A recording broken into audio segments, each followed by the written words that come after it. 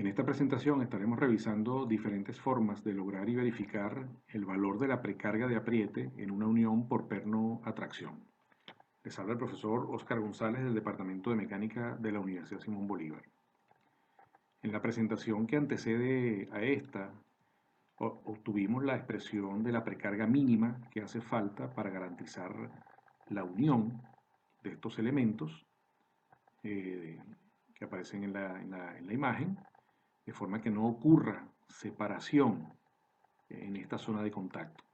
Esa precarga mínima está relacionada con la carga que se va a aplicar, que esa unión debe soportar, y con las constantes de rigidez elástica de los elementos de la unión y del tornillo. También obtuvimos el valor de la precarga máxima cuando la carga P es una carga estática. Esa precarga máxima garantizaría que no ocurra fluencia una vez que se aplica esa precarga y que se aplica también la carga P. Y del mismo modo, obtuvimos un valor de la precarga máxima a fatiga del perno cuando esa carga P es una carga alternativa. Entonces ahí se ve involucrada la resistencia a la fatiga del tornillo. Se involucraba también ahí los factores de concentración de esfuerzo, tanto en la rosca como en la cabeza del tornillo. Una vez que teníamos todos estos valores, se proponía un rango de selección de la precarga, normalmente en un valor relativamente elevado para garantizar que frente a la presencia de vibraciones o de dilataciones térmicas, por ejemplo, que pueden ocurrir en estructuras de manera reiterativa, ocurra un aflojamiento de esa precarga por la acción del plano inclinado del hilo de la rosca. Esa recomendación normalmente estaba en el orden entre 0,6 F sub ρ y 0,9 F sub ρ, siempre que estos valores a su vez estuvieran condicionados por el valor de la precarga mínima y el valor de la precarga máxima, y donde F sub ρ es el área transversal del tornillo multiplicado por la carga de prueba, que era un valor experimental que se puede obtener de elementos como los tornillos sometidos a pruebas experimentales de tracción en prensas de ensayo. Entonces, una vez que se tenía delimitado este rango y se cumplía con la condición de precarga mínima y precarga máxima, era factible seleccionar un valor de una precarga para poder garantizar la unión sin que ocurriese falla. Ahora bien, esa precarga es difícil medirla instrumentalmente, por lo cual normalmente se busca relacionar ese valor con otra variable que sea más fácil de medir. Ese fue el tratamiento inicial que se le dio al estudio de elementos roscados para garantizar la precarga.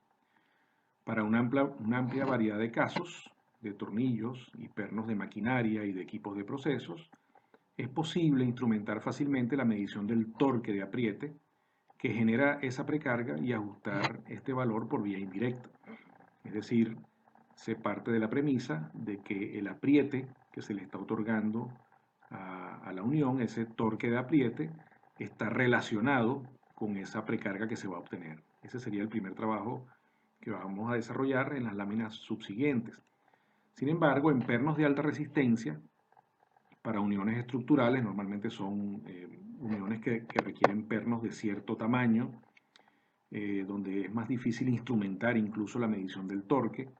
Existen reservas sobre la confiabilidad del método de medición de torque y se han generado otras alternativas de aplicación y control de la precarga de apriete. Para determinar el torque de apriete, se parte de esta premisa, como ya lo mencionamos, que se necesita establecer la relación entre la precarga y el torque de apriete. Para generar la precarga, el torque de apriete debe vencer la fricción que se produce en los filetes de rosca de contacto entre el tornillo y la tuerca, y también la fricción que existe en la base de la cabeza del tornillo en su contacto con los elementos de la unión. Esos son dos factores de influencia en la fricción que hay que vencer, adicional al efecto de la pretensión que se busca lograr en el tornillo. Entonces, esta sería una imagen que ilustra esos tres elementos que hay que conseguir con el apriete, con el torque de apriete: vencer esta fricción en la cabeza del tornillo, vencer la fricción del contacto entre los hilos de rosca macho y hembra del tornillo y la tuerca, y a su vez lograr esta pretensión de la precarga. Vamos a ahondar un poco más en esta afirmación en láminas subsiguientes, pero se ha conseguido experimentalmente medir que sin lubricación, la fricción bajo la cabeza del tornillo, esta fricción que aparece aquí identificada, consume prácticamente el 50% de lo que se aplique de par torsor, y el 40%, un 40% restante lo consume vencer la fricción que se está produciendo entre el hilo de rosca macho y el hilo de rosca hembra. Es decir, que quedaría solamente un 10% del torque de apriete que se aplica para conseguir la precarga. Eso ya de por sí pues sería una especie de desperdicio del momento torsor que se está aplicando para conseguir la precarga. Pero hay que convivir con esa fricción hasta donde sea posible, reducirla también lo más que se pueda, para que la mayor parte del momento torsor, del torque de apriete que se aplique, se destine a conseguir ese valor de la precarga.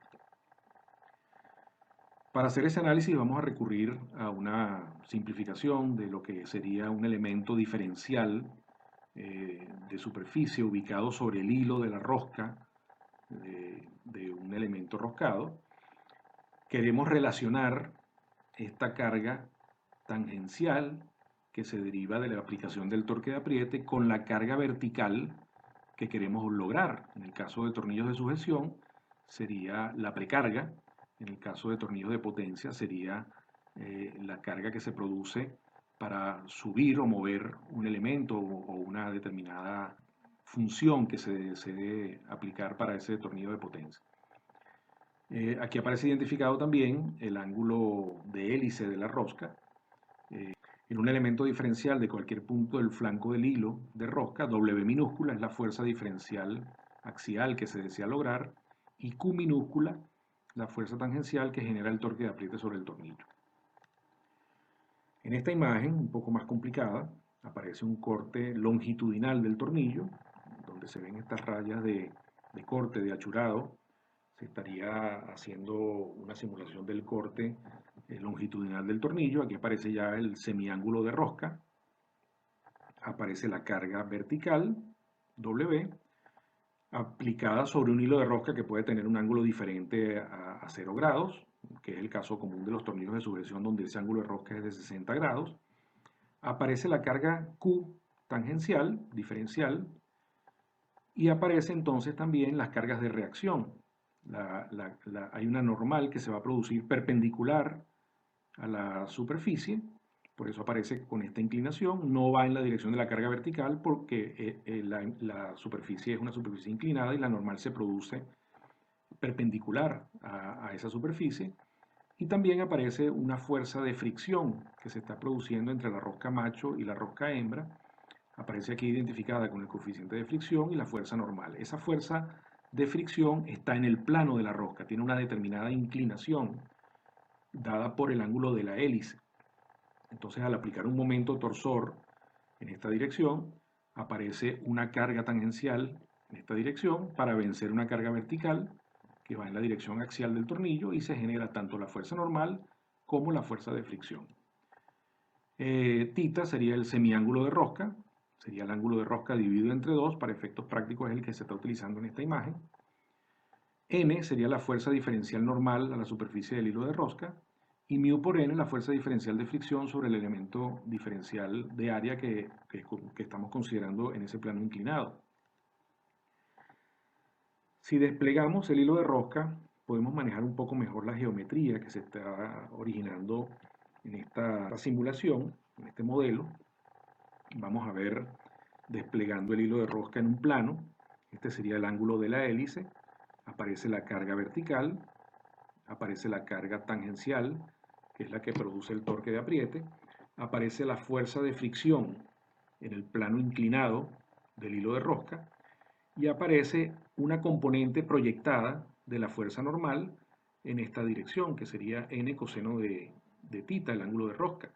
O sea, sería una proyección de esta fuerza normal en la dirección, en el plano que viene dado por la carga vertical y la carga Q horizontal. Si hacemos un corte, como aparece indicado ahí, un corte AA, y lo proyectamos a la derecha, vamos a tener la carga vertical, aquí aparece inclinada por la inclinación que tiene el corte que le estamos dando, y aparece esta componente N, que es la fuerza normal que estaría actuando perpendicular a esta superficie. Vamos a manejarnos con esta imagen en la lámina siguiente para poder tratar de determinar una relación entre W y Q, que sería el objetivo final de este análisis. Entonces, reproducimos la imagen que teníamos en la lámina anterior y vamos a tratar de aprovechar esta imagen para encontrar la correlación entre Q y W. Haciendo sumatoria de fuerzas horizontales, tenemos este valor de Q, tenemos la componente horizontal de la fuerza de fricción, que sería mu por n por el coseno del ángulo lambda, del ángulo de la hélice, menos la componente horizontal de esta componente de la fuerza normal que está proyectada en este plano, que sería n coseno de tita por el seno del ángulo lambda. Esa sumatoria de fuerzas horizontales sería igual a 0 en una condición de equilibrio instantáneo. Vamos a identificar esta expresión como 1. Si hacemos sumatoria de fuerzas verticales, nos hace falta porque en esta primera ecuación no aparece la carga W, que es una de las variables que nos interesa correlacionar, sí aparece Q. Al hacer sumatoria de fuerzas verticales va a seguir apareciendo la normal N, igual que en esta expresión, entonces lo que vamos a obtener es un sistema de dos ecuaciones con dos incógnitas, donde podemos despejar el valor de N y sustituirlo en una de las otras ecuaciones. En este caso vamos a obtener el valor de N a partir de la sumatoria de fuerzas verticales y lo vamos a sustituir en la ecuación 1.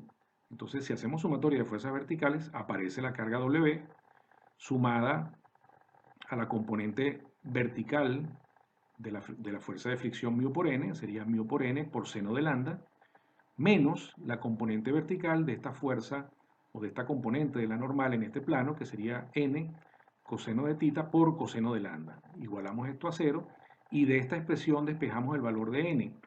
N sería igual a W entre coseno de tita por coseno de lambda menos el coeficiente de fricción por el seno de lambda. Si ahora sustituimos esta expresión 2 en la expresión 1, estaríamos obteniendo una relación entre la carga tangencial y la carga vertical, que es a fin de cuentas lo que nos está interesando. Producto de la fuerza diferencial Q se genera un diferencial de torque. Ese diferencial de torque sería la carga Q minúscula por el diámetro medio del tornillo dividido entre 2.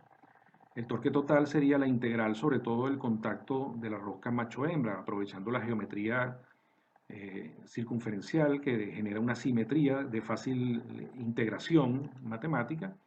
Vamos a obtener una expresión de este tipo. El torque total sería la carga total tangencial multiplicado por el diámetro medio entre 2. Desplegando esta misma expresión a partir de la ecuación que habíamos obtenido más arriba, tenemos una relación entre el torque total que estamos aplicando y la carga vertical que nos interesa lograr o que nos interesa vencer. Entonces el resto de los parámetros que aparecen aquí son los coeficientes de fricción y parámetros de tipo geométrico de la rosca. Esta la vamos a denominar como ecuación 3. En la lámina siguiente vamos a sostener esta ecuación 3 para aprovecharla haciendo la siguiente simplificación también. El ángulo de la hélice no es un parámetro de uso común y práctico, por lo cual se busca relacionarlo con algún otro parámetro de uso frecuente y de fácil acceso documental. ¿Cómo se puede hacer eso?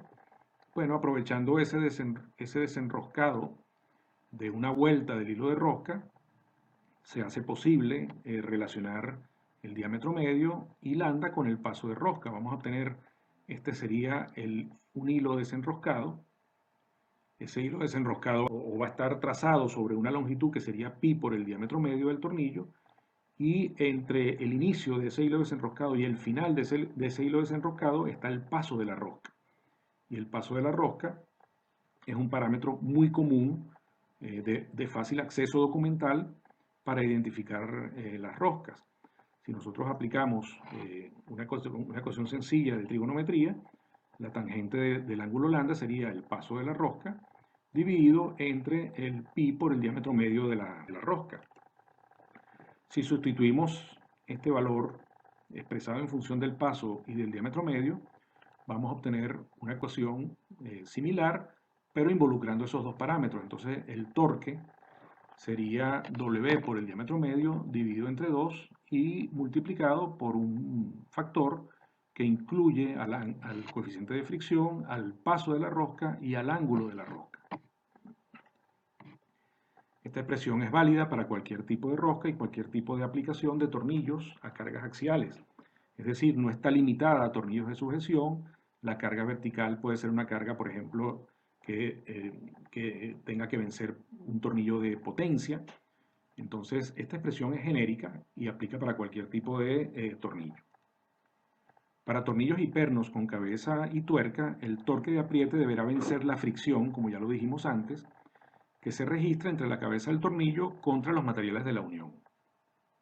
En tornillos de cabeza hexagonal se puede considerar que la carga normal concentrada sobre la base de la cabeza del tornillo actúa en una circunferencia de diámetro 1.25 el diámetro nominal del tornillo. Es decir, cuando se ejecuta el apriete del tornillo, va a ocurrir una carga distribuida en la base del tornillo.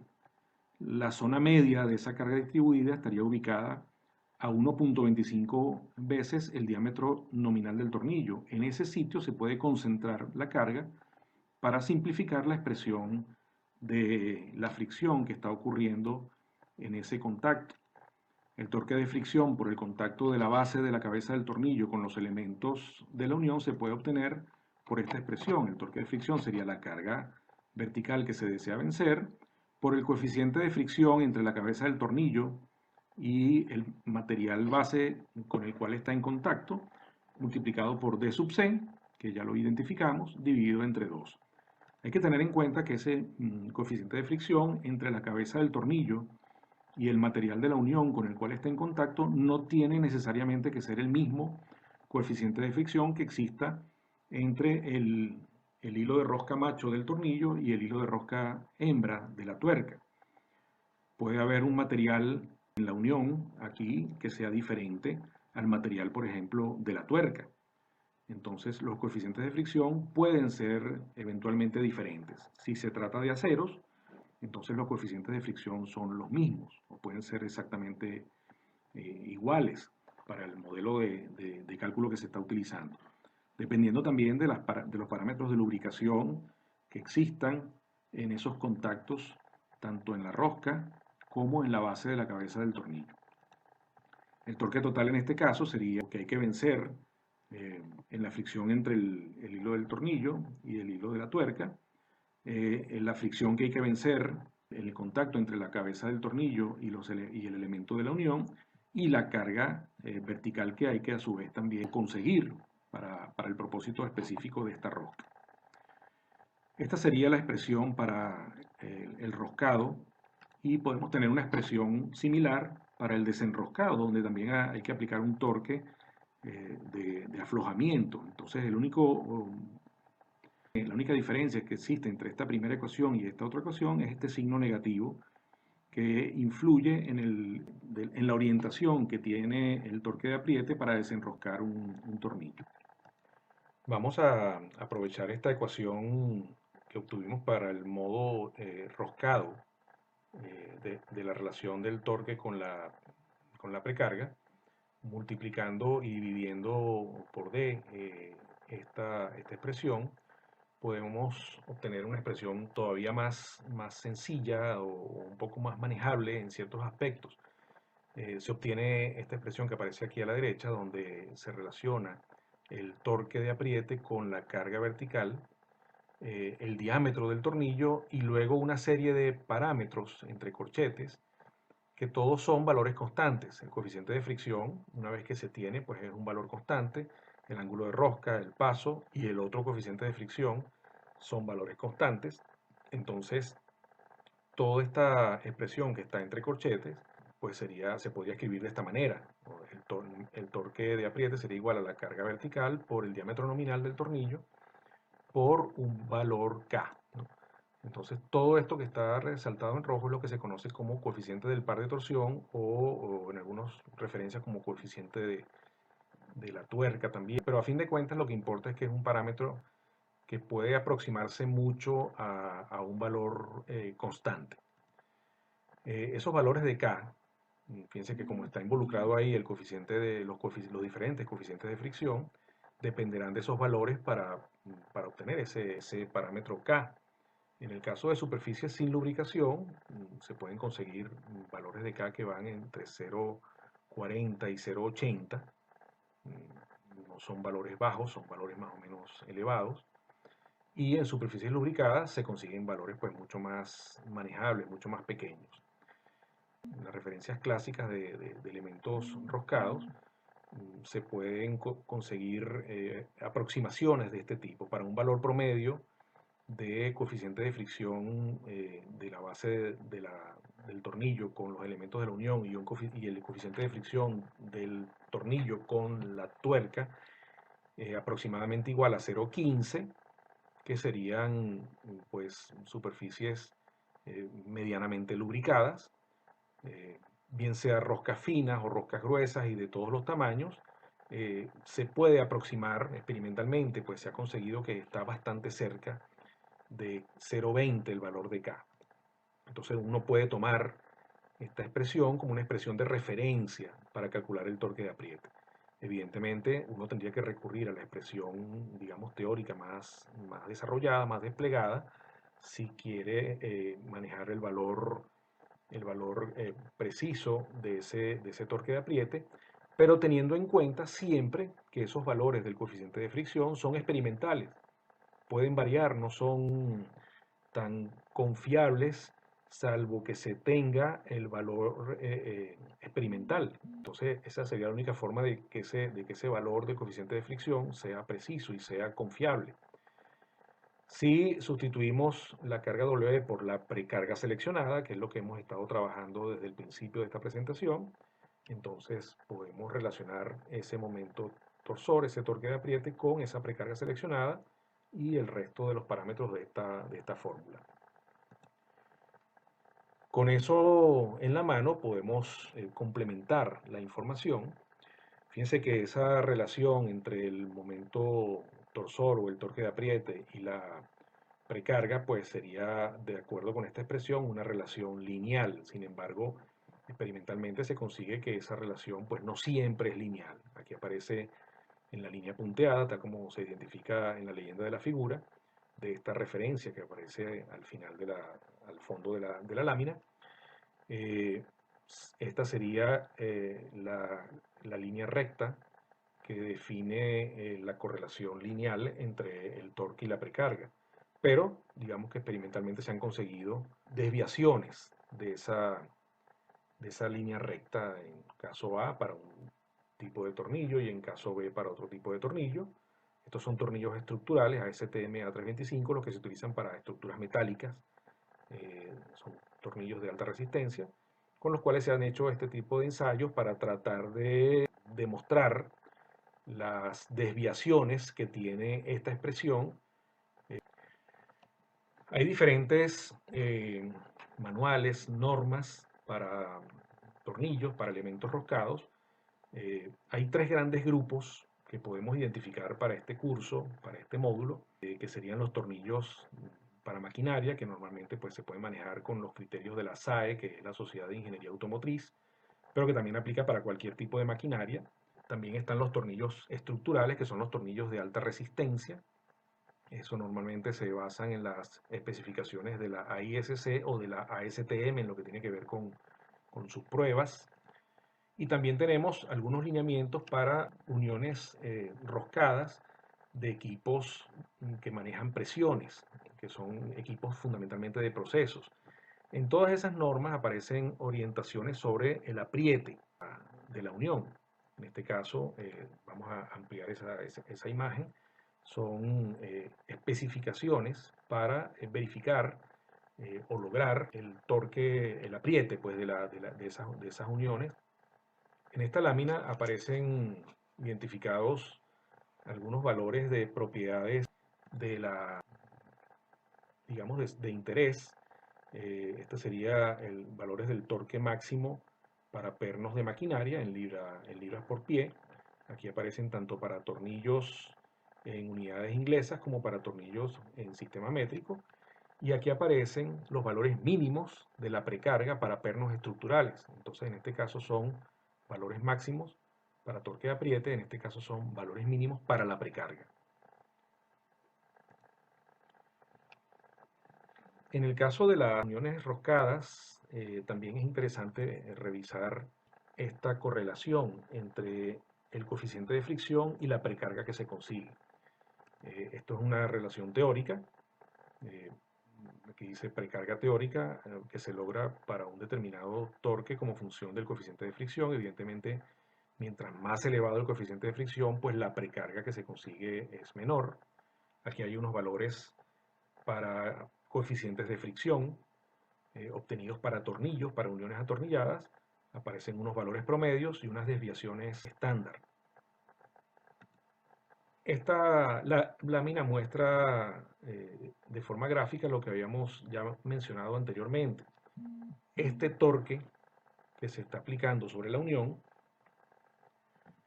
digamos que se lleva el 50% de ese torque en vencer esta fricción que está debajo de la cabeza del tornillo, 40% vencer la fricción entre el tornillo y la tuerca, y solamente el 10% se aprovecha en generar la precarga en la dirección axial de ese tornillo. Eso es lo que muestra esta imagen y aquí aparece como gráfico de torta. Entonces esta precarga seleccionada pues solamente se conseguiría con el 10% del torque aplicado. El resto se consume en vencer la fricción entre esos elementos debido al apriete. Entonces esto hace más necesario todavía considerar la lubricación u otras formas de reducir la fricción para lograr la precarga requerida y que el torque sea menor para conseguir el fin último que es ese valor de la precarga. Aquí aparece también un gráfico expresado de dos maneras. Fíjense que este grupo de curvas identificados con la letra A son curvas de torque contra la elongación del tornillo en pulgadas para grupos de tornillos con lubricación y la dispersión que ocurre cuando tenemos grupos de tornillos sin lubricación. Eso es importante tenerlo en cuenta porque evidentemente hace mucho menos confiable las uniones que no estén lubricadas. ¿Cómo obtener, garantizar y verificar el valor del torque de apriete requerido? Evidentemente no lo podemos hacer con una llave manual de este tipo, sino que se requieren otro tipo de herramientas, de instrumentos. Vamos a comenzar con el torquímetro, que es un instrumento, un aparato de uso muy cotidiano en los talleres mecánicos para tornillería de maquinaria. Aquí hay unas ilustraciones que muestran el torquímetro. El método de pretensado por torquímetro se realiza aplicando a los pernos un valor de torque promedio calculado, de acuerdo como lo hemos venido mostrando, en base a pruebas diarias de muestras representativas de ensamblaje de pernos, utilizando la configuración exacta de herramientas de instalación y de apriete en condiciones tan idénticas como sea posible durante un día o menos. No siempre este método del torquímetro es aceptado por normas y códigos de conexiones estructurales de alta resistencia. Esto es importante tenerlo en cuenta para ese tipo de aplicación en específico. Aquí tenemos otro método, el método de los tornillos de control de tensión. Este es un tornillo particular, es un tornillo que tiene una geometría particular, tiene este terminal en su extremo roscado, estriado, en este caso donde termina la rosca empiezan las estrías, y esto es una pistola particular. Entonces, estos son tornillos estructurales y este cabezal, este extremo está estriado. Se requieren entonces tornillos y herramientas de apriete especiales. Se requiere este tipo de herramienta y este tipo de tornillo, porque la forma de trabajar es la siguiente. La atornilladora, o sea, esta máquina que está a la derecha, tiene dos dados que operan en direcciones opuestas. El dado interior tiene un dado interior que va a encajar con este extremo estriado y el dado exterior con la tuerca. Debe asegurarse que ambos dados, el interior y el exterior, estén bien encajados antes de proceder, ¿no? Entonces fíjense que aquí aparece el dado estriado y aquí aparece el otro dado que encajaría con la tuerca. Entonces son dos dados diferentes para una misma máquina. Al accionar la herramienta, el dado exterior rota en el sentido de las agujas del reloj y aprieta la tuerca, mientras que el dado interior aguanta la punta estriada del tornillo y solo un dado puede moverse a la vez. Cuando la correcta precarga alcanza el dado exterior, deja de rotar y el dado interior rota y corta la punta estriada. O sea, esta punta estriada se elimina después del proceso de apriete porque se secciona justamente en el contacto con la parte final de la rosca. Aquí aparece una imagen donde aparece el dado que está conectado con la estría y el dado que está conectado con la tuerca. Y aquí aparece ya el dado interior seccionando la parte estriada cuando se alcanza el torque de apriete en la tuerca. Entonces, esta máquina es especial para esa aplicación. Aquí hay una ilustración de una unión estructural que está siendo ajustada utilizando este tipo de herramienta. Aquí hay unas direcciones para unos videos donde se demuestra el principio de funcionamiento y puede ser perfectamente consultado para ilustrar. El otro método es este método de giro de tuerca, que consiste en lo siguiente. Primero hay que determinar la relación entre la longitud de agarre y el diámetro del tornillo, el entre D, y la pendiente de las chapas de la unión respecto a la normal del eje del perno. Esto se refiere fundamentalmente a esta pendiente, que puede ser un caso bastante común para ciertos tipos de perfiles, por ejemplo, que tengan esta terminación del laminado, perfiles en L, por ejemplo, o perfiles en I, que provengan de procesos de laminación donde hay cierta inclinación. Entonces, dependiendo de esa inclinación, se van a producir selecciones del giro de la tuerca diferentes. Entonces, en segundo paso, se ajustan las chapas de la unión, normalmente es acero en uniones estructurales, tanto como sea necesario para ponerlas en contacto firme. Pero ese concepto de ajuste es el siguiente. Se define como ajustada la condición de apriete que se logra con unos pocos impactos de una llave de impacto o el esfuerzo total de un trabajador, aquí lo llaman trabajador del hierro, así aparece esa denominación, que usa una llave inglesa, una llave de tuerca ordinaria, para poner las capas en contacto firme. Es decir, es una definición bastante subjetiva, por llamarlo de alguna manera. Incluso la definición se desincorporó como tal el año 2009 y después se volvió a incorporar el año 2014 en la norma. Entonces, es una forma de trabajar que es práctica, vamos a considerar que es bastante práctica, pero que tiene ese nivel de subjetividad sobre la forma en que se consigue esa condición de ajuste inicial para comenzar después el apriete. El tercer paso es, con un marcador, dibujar una marca desde el centro del perno hasta el elemento de la unión. Con un marcador dibujar una marca desde el centro del perno a través de la tuerca y sobre el elemento de la unión, en este caso el acero. Esto indicará la posición inicial de la tuerca. Entonces, esta sería, una vez que se logra este ajuste, mediante un apriete, digamos, manual, se hacen estas marcas para indicar esa posición inicial a partir de la cual se va a apretar la tuerca. Una vez que se tiene entonces estas marcas sobre los elementos de la unión y sobre los elementos roscados y la tuerca, aplicar el giro especificado en la tabla apropiada, verificando que el elemento no girado esté restringido de rotación. Evidentemente, si se va a aplicar un giro a la tuerca, el tornillo no se puede mover porque entonces se pierde la referencia. Eso probablemente haga necesario, como dice aquí, un segundo instalador, o sea, una persona que esté garantizando que el elemento que no va a girar se mantenga totalmente fijo para que no se pierda la referencia. Entonces, una vez que se tiene esta marca, es cuando se aplica el torque, ya en este caso utilizando alguna herramienta, puede ser manual de impacto o hidráulica, que haga girar esto, la tuerca. Fíjense que lo que está desplazándose aquí en sentido giratorio es la tuerca. Entonces, en este caso, un tercio de giro, ¿no?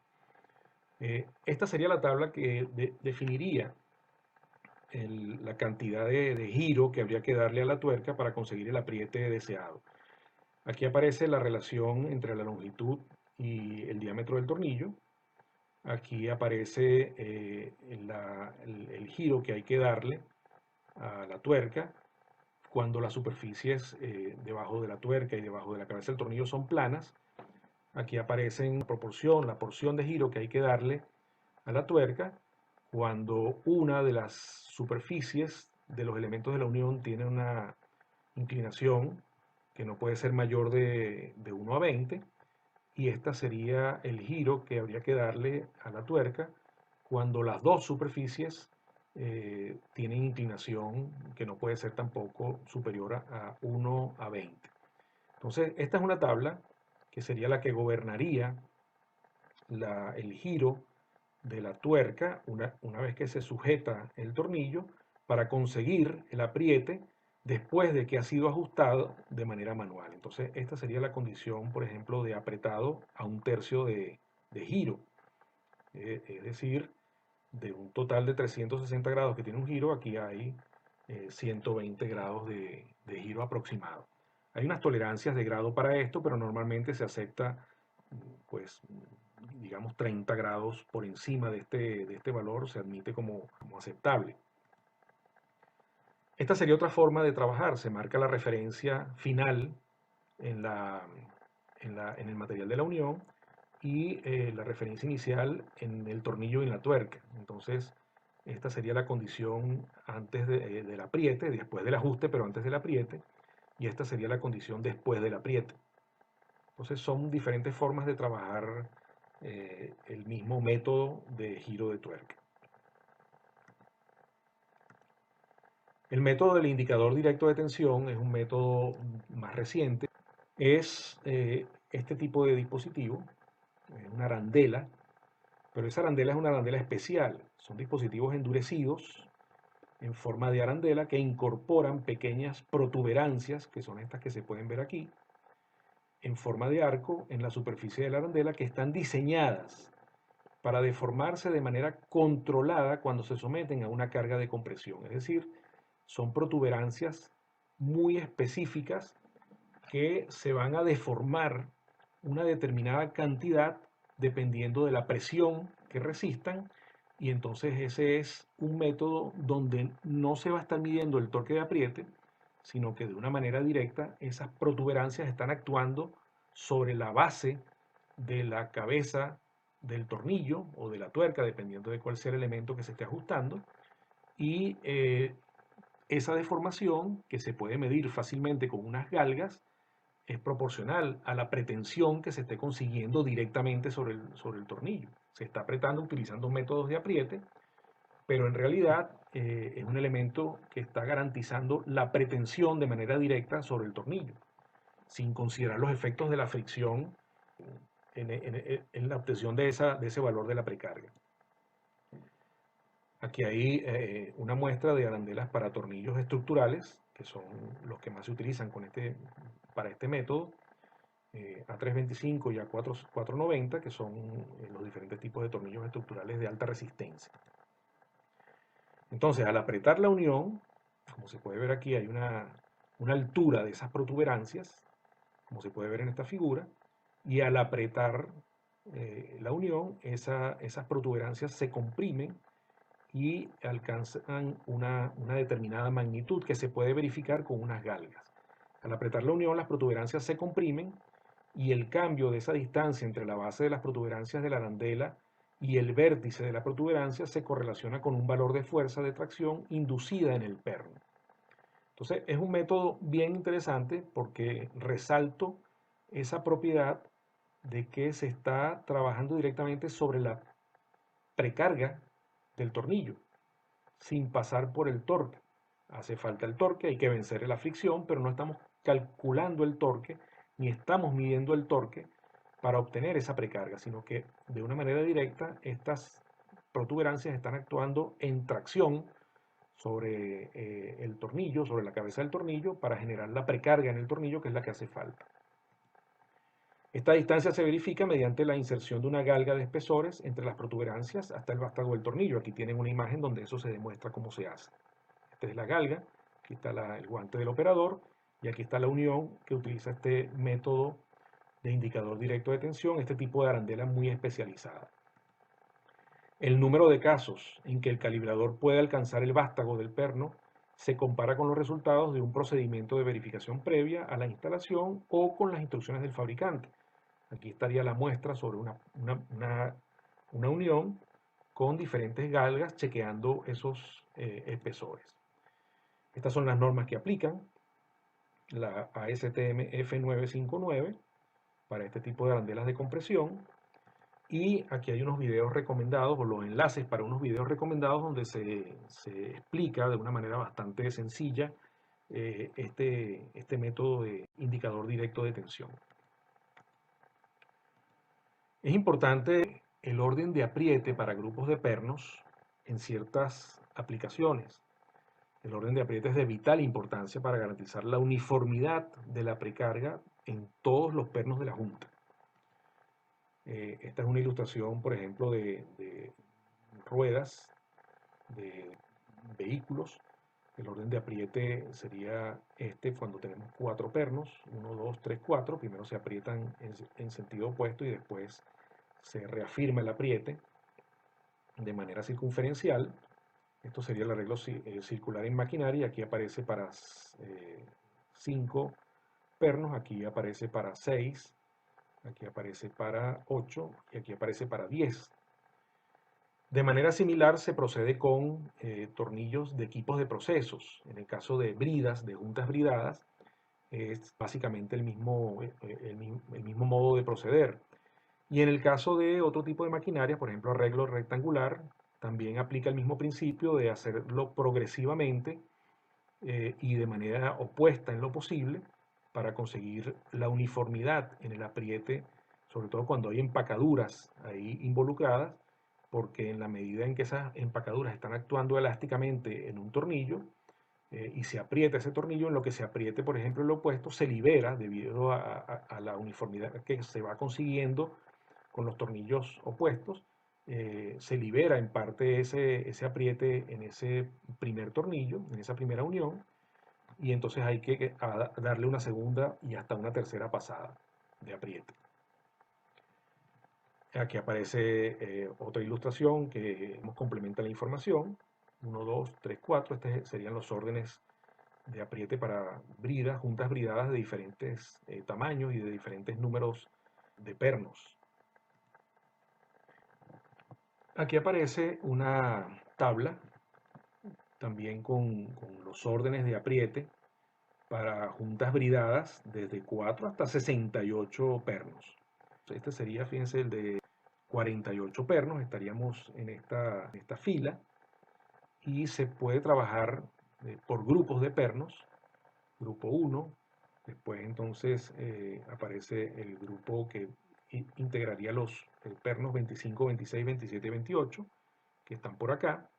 Entonces este sería el orden de apriete, 1, 2, 3, 4, después 25, 26, 27, 28, grupos de pernos seguidos de otros grupos de pernos opuestos. Entonces son diferentes formas de obtener ese apriete uniforme en juntas bridadas de tuberías. Esto que está aquí es el código ASME para uniones bridadas. Las instrucciones para aplicación del torque de apriete en juntas bridadas también aparece en ese código de normas, que serían los lineamientos para uniones bridadas sujetadas por tornillos. Entonces, el primer paso sería instalar y presentar la unión por apriete manual. Luego ajustar entre 15 Newton por metro, aquí aparece 10 libras por pie, y 30 Newton por metro sin exceder el 20% del torque final, que sería el torque objetivo.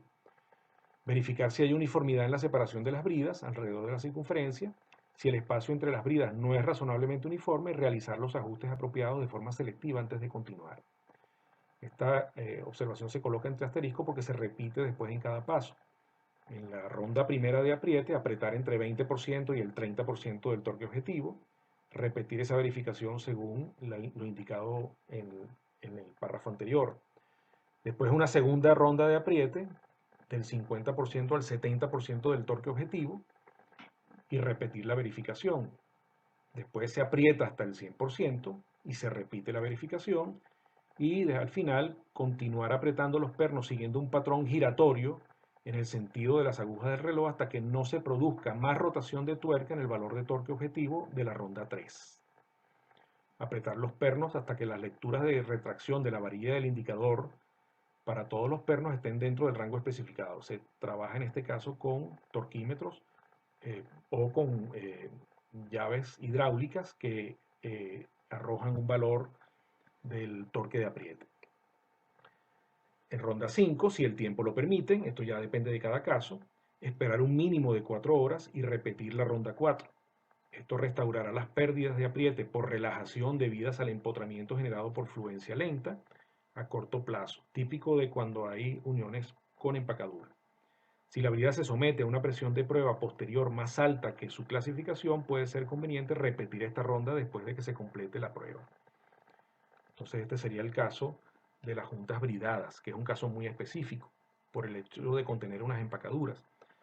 Estos son tablas que contienen valores de torque de apriete para juntas bridadas de acero al carbón y de acero inoxidable. En el caso de los recuadros marcados con un color más rosado, más claro, se puede utilizar torquímetros, y en el caso de las que tengan una intensidad de coloración más fuerte, se utilizan ya mecanismos hidráulicos de apriete.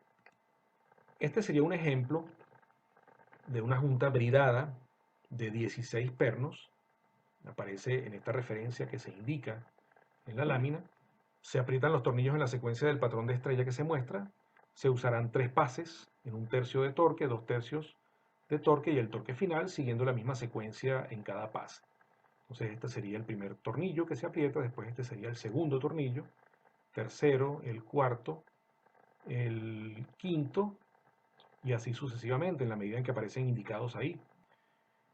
Entonces, esta gráfica muestra el alargamiento de los 16 pernos de la junta cuando se aprietan uno por uno y el alargamiento cuando todos se han apretado, viene dado por la línea continua. Los números en el eje horizontal muestran la ubicación de los tornillos de acuerdo con esta figura. El orden de apriete es el mostrado también en la figura, es decir, primero se aprieta el 1 y después se aprieta el 2, o sea, esta secuencia no es la secuencia de apriete, sino la secuencia de ubicación. El perno 2 se encuentra a 180 grados del perno 1 y así sucesivamente según el patrón estrella. La diferencia entre las X, estas indicaciones, estos puntos marcados con unas X, y la línea continua muestra la pérdida de precarga inicial en los pernos como resultado de las interacciones elásticas. Entonces, esta sería la primera pasada, es la precarga inicial y las residuales después de la primera pasada de apriete, 1/3 del torque final. Esta sería la segunda, segundo paso de apriete, precargas iniciales y después de la segunda pasada de apriete a un par más alto, que sería 2/3 del torque final. Aquí aparece el tercer pase de apriete, precargas finales después de la tercera pasada. Y esta gráfica final, que marca la línea discontinua, identifica el patrón de tensión residual final en los 16 pernos de la junta después de que se aflojaron y se volvieron a apretar con los mismos pares de procedimiento utilizado anteriormente. La línea continua muestra el cambio en el patrón de tensiones residuales después de un cuarto y último pase en orden inverso, es decir, el último tornillo se apretó de primero, etc. Aún respetando el orden de apriete, que se recomienda en las propias normas, se consiguen diferencias en la elongación. Esta sería la medida de la elongación, esto sí está en milésimas de pulgadas directamente, entre unos tornillos y otros, y los efectos residuales del aflojamiento una vez que se van apretando los demás tornillos. Entonces, esto demuestra que aún así se consiguen esas diferencias y que la unión tiene que estar constantemente eh, siendo verificada para garantizar ese apriete, sobre todo en los casos críticos donde estas uniones trabajan con fluidos que puedan ser tóxicos, corrosivos, combustibles o que trabajen a altas temperaturas. Entonces, esa unión por pernos en juntas bridadas de equipos de procesos es crítica. La inspección básica del apriete de juntas bridadas se puede hacer de diferentes maneras. Las juntas apernadas de bridas deben someterse a prueba de fugas para garantizar su estanqueidad. Y sujeto a los requisitos de normas y reglamentos, el usuario debe establecer el tipo de prueba de fugas, puede ser por inspección visual, formación de burbujas, detección de olores, pérdidas de presión. Puede ser, hay que verificar también el fluido de prueba, si son aire, gas inerte, agua o pueden ser fluidos de servicio. Hacer pruebas hidrostáticas implica conocer también la presión de prueba, por ejemplo, baja presión o hasta una presión de inspección visual obligatoria según el código, y criterios de aceptación. En muchos casos puede ser simplemente aceptado sin fugas, ¿no?, detectables.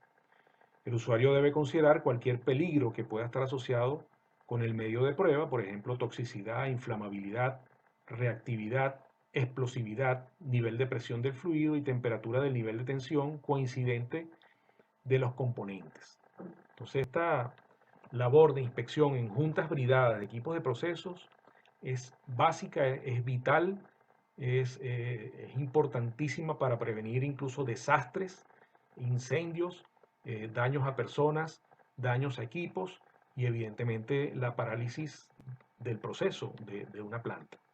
Esta tabla recomienda algunos mecanismos de inspección básico y de logro del apriete en ciertas juntas bridadas.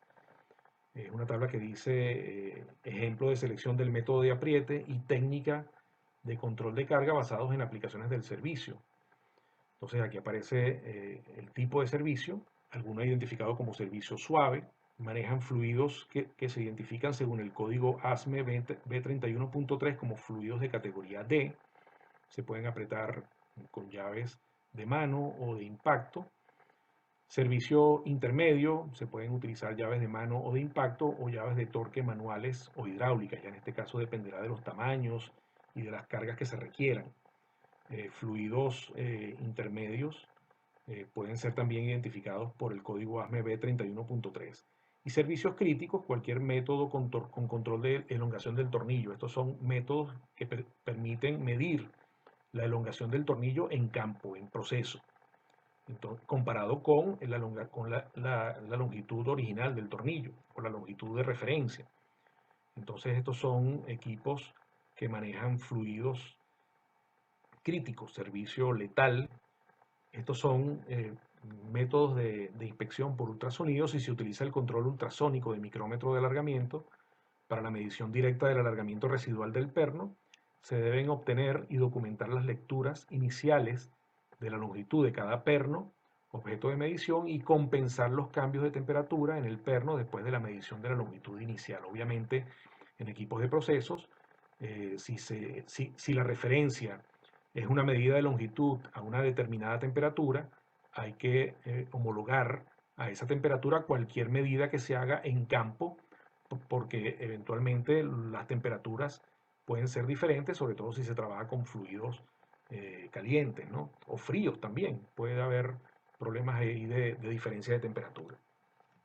El método de ultrasonido se basa en la emisión de una señal ultrasónica y la recepción, y eso se llama el tiempo de vuelo de esa señal ultrasónica, que es proporcional a la longitud del elemento sobre el cual se esté aplicando esa señal ultrasónica. Esta sería el gap, la diferencia de longitud entre un elemento y otro, una vez que tiene un determinado torque de apriete. En este caso, aparece indicado el momento torsor, la elongación del elemento, y en este caso se trata de un tornillo que no ha sido apretado. Entonces esa diferencia es la que se puede detectar mediante métodos de ultrasonido.